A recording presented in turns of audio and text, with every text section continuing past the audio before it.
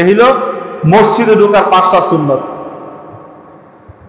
বিসমিল্লাহি ওয়াস সালাতু ওয়াস সালামু আলা রাসূলিল্লাহ, বলেন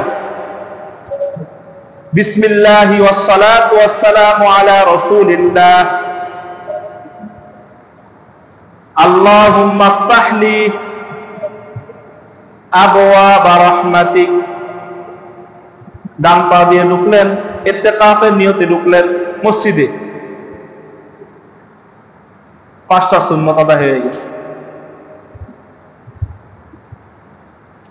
মসজিদে ঢুকছেন ইত্তেকাফের নিয়তে, এখন ঢুকে যদি সুন্দর করে আসর বসায় গল্প করা শুরু করে দেন, ইত্তেকাফে বসে কি গল্প করা যায়?